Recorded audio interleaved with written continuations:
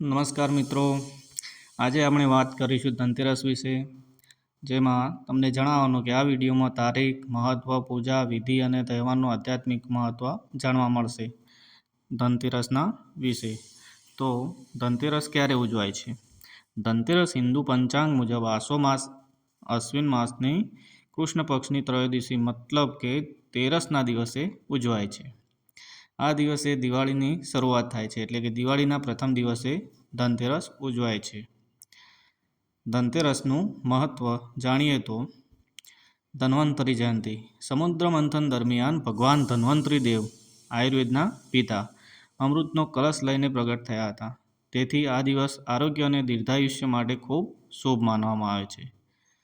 બીજું, માતા લક્ષ્મી અને કુબેરની પૂજા. આ દિવસે લોકો પોતાના ઘરમાં માતા લક્ષ્મી, કુબેરદેવ અને ધન્વંતરી દેવની પૂજા કરે છે. માન્યતા છે કે આ દિવસે પૂજા કરવાથી ઘરમાં ક્યારેય ધનનો અભાવ નથી રહેતો. ત્રીજું, નવી વસ્તુઓ ખરીદવાની પરંપરા. લોકો આ દિવસે સોનું, ચાંદી, વાસણ, વાહન કે ઘર માટે નવા સામાન ખરીદે છે, કારણ કે માન્યતા છે કે આ દિવસે ખરીદેલું ધન અને સામાન સદાય વધે છે.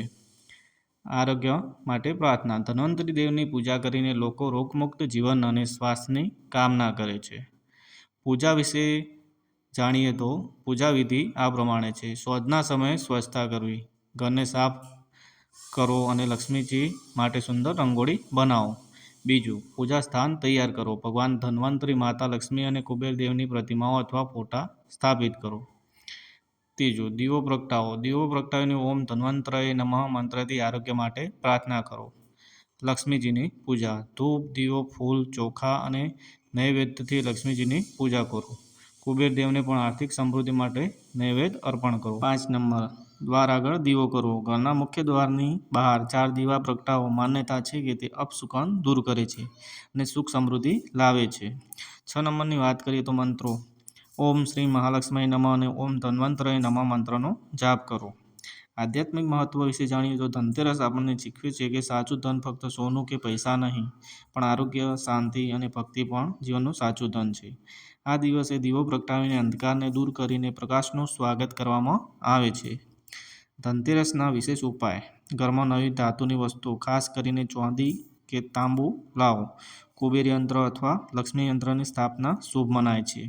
સાંજના સમયે ધનતેરસનો દીવો ઘરના મુખ્ય દ્વારની દક્ષિણ દિશામાં રાખવો.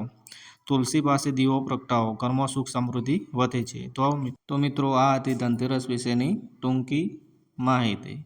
તો આગળના વિડીયો જોવા માટે અમારી ચેનલને સબસ્ક્રાઈબ કરો. Thank you.